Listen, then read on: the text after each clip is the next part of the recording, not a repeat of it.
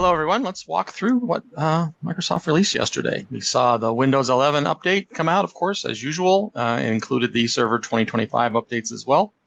You can see that under the KB articles, they do lump some of these together because they have a common operating system kernel, of course. There were 35 vulnerabilities addressed across the Windows 11 operating system updates.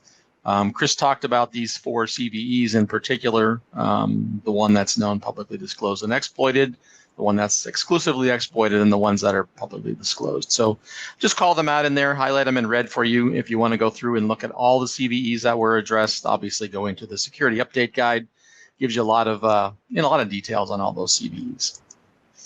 As far as issues go, there was only one new one introduced this month.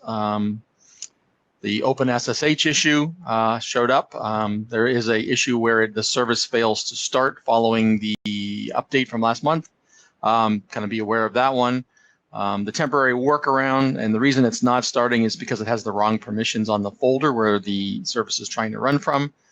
They do give kind of detailed instructions in the KB if you are running into this issue on how to go through and reset those ACLs. Obviously for those folders. So be aware of that one. You might run into that if you're trying to run OpenSSH on your systems. The other one has been around for a while now, basically since 24H2 was introduced. This Roblox program has a problem running. They want you to download it directly from the vendor. So just be aware of that one. Also on 24H2 there. Windows 10, usually there's a huge difference in the number of vulnerabilities introduced or addressed between Windows 10 and Windows 11, but this month there's just one. So 36 vulnerabilities compared to the 35 for Windows 11. The same CVEs as publicly disclosed and known exploited, so highlighted them there for you.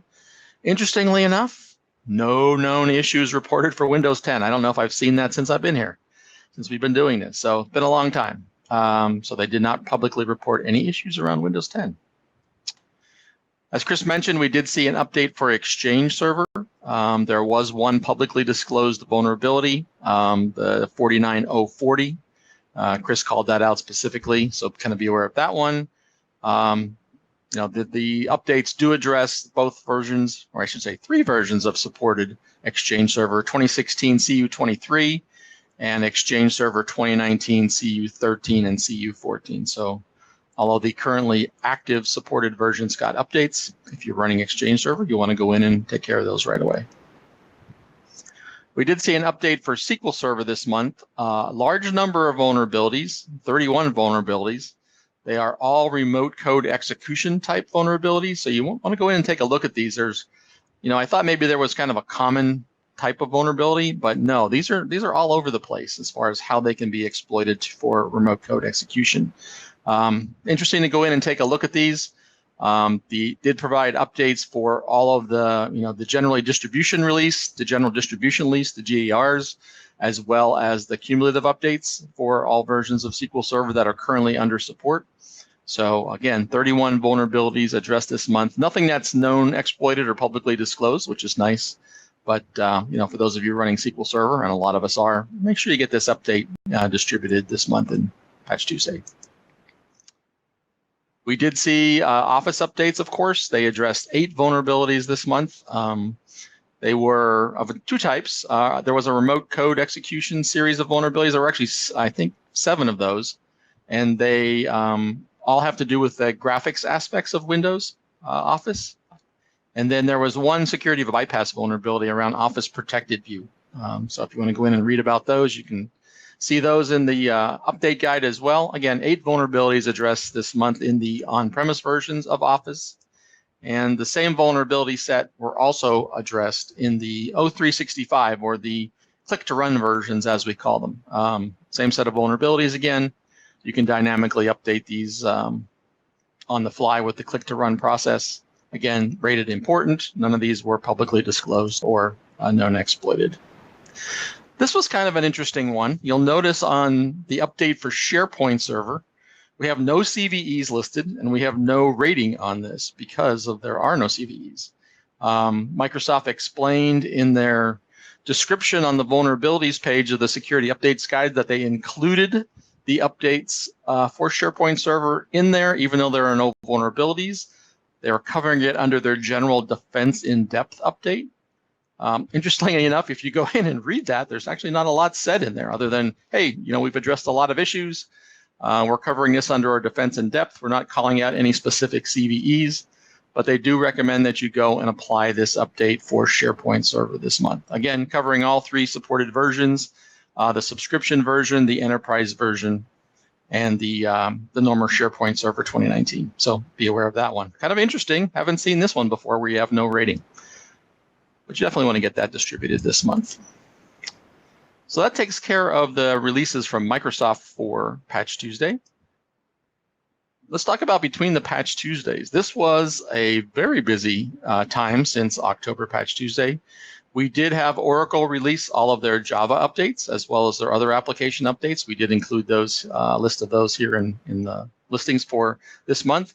On the Windows side, we do break them out according to security updates where the vendors provide a list of CVEs, and I have a list of those coming up here in a second. We do have others. We lump them into security updates without CVEs, whereby the manufacturers let us know that they have introduced some security fixes, but they haven't been tied or they don't want to report the specific CVEs. And then, of course, we have the non-security updates as well, where they're either performance enhancements or other type updates for the month. Getting into the details, we did see updates for AutoCAD. 2025 there had 15 vulnerabilities addressed. We did see an update for VirtualBox. And by the way, I list the CVEs here, and I load these into the slides for everyone. If you want me to continue to see the CVEs, or if you just want me to list like, hey, this fixes 13 vulnerabilities, that would be fine too. Let me know if this is useful, if you actually use this information. I know it's also embedded in our products when you go and look at the patches themselves. As you know, Google Chrome is being released weekly these days with security updates, so you can see throughout the month here. These are the various releases of Chrome that came out. Firefox as well. There was a major update to 132 where they addressed 11 vulnerabilities there. Obviously, Firefox is continuing to support their extended security versions as well. We did see an update for Foxit PDF Editor this month that addressed 21 vulnerabilities. So if you're using that product, you definitely want to update that. And also the PDF Reader Consumer version, very similar, also addressed 17 vulnerabilities. Obviously, a lot of overlap between the 21 for their other products. Here we get into the updates that came out for Java and the third-party support of Oracle Java. We have Azul Zulu. You should also be aware, if you're not, that there are actually 4 long-term service channels of Java being supported these days, version 8, 11, 17, and 21 right now. There is, I think I have seen version 22 and 23 out, but those are not long-term service commitments just yet. So anyway, getting back to the products themselves, you will see updates for all 4 of these. There were 8 vulnerabilities addressed in the Azul Zulu product for all of them. They're actually the same vulnerabilities as I was putting this together yesterday. In Java Development Kit, also, they only addressed 6 of the vulnerabilities there for whatever reason. Again, all 4 versions there. You'll see the Java Development Kits there. Version 8 still supports the JRE as well as the JDK versions. So again, those same 6 vulnerabilities. Amazon's product, Corretto, only included 4 of those vulnerability fixes in their product. So you'll see all 4 of those there. And finally, Red Hat OpenJDK. I think I only included the 21 version here. Need to take a look at including the others here. But again, they addressed 5 vulnerabilities. Again, this is on Microsoft. On the Apple side, we did see operating system updates in the last month. I have those here on the next slide, as well as a number of third-party applications that included CVEs. We didn't have any security updates that we saw in our list that we maintain, but there were a lot of non-security updates this month. By the way, we've been continuing to expand our our Apple catalog. We added VS Codium this month and a few others. So for those of you who are using any of our products with Apple, we are continuing to expand the catalog there. As I said, operating system updates this month. We saw all 3 of the currently supported versions, Ventura, Sonoma, as well as Sequoia get updates, 43, 46, and 59 vulnerabilities respectively. We also saw a standalone update for Safari, version 18.1 for Ventura and Sonoma. So you can update that separately. Generally, they're included in there, but this is also available as a separate update. Only 4 vulnerabilities addressed there. On the third-party side, just like with the Windows side, we do see Chrome updates across the board. Again, those weekly updates there. Firefox as well on the browser side, both the regular and the extended security update version. And Thunderbird, their mail program as well. So they have that included with the regular updates. You can see here some of them only just single vulnerabilities that were addressed, but when they updated to version 132, they did include those 11 vulnerabilities that were also associated with Firefox, the browser side as well. And finally, we do run Microsoft Edge on Mac OS, so you will see those updates as well. Regular updates throughout the month, 9 vulnerabilities addressed back on the 18th of October, then 3 and 2 respectively later in the month. So that's kind of what happened between the Patch Tuesdays. Like again, I said, a lot of updates. Make sure that you're keeping up with the most critical of those. And with that, Chris, let's go take a look at what questions we might have out there. Yeah, we've been responding to several, but there's probably a couple that there was some good feedback on the CVEs, whether to keep them on the slides or splitting them out. So inclusion of the CVEs in the PDF is appreciated for searchability. A couple of comments there. So that's something that Todd and I will take a look at and incorporate going forward based on you guys' feedback. So thank you for that. There was some questions around 24H2 and some of the setbacks and everything that have been happening there. Todd and I can give some guidance around this, but we definitely can't make definitive recommendations on this. I think it's one where each organization has to determine the benefits versus the deficits for moving forward to 24H2 in its current state. Microsoft did make some pretty significant changes in 24H2. There's some definite goodness in there. There's also, we've seen a number of reports from organizations of just behavior and stability concerns.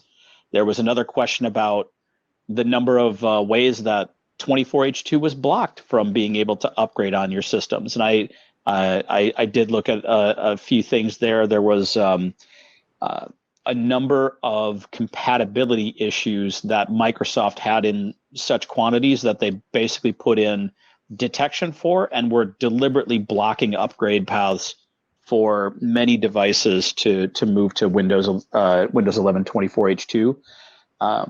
So I think at this point in time, my initial guidance would be approach with caution, evaluate and make sure that it's stable enough for rolling out to your organization, or just keep it into a smaller group for the time being to continue evaluating.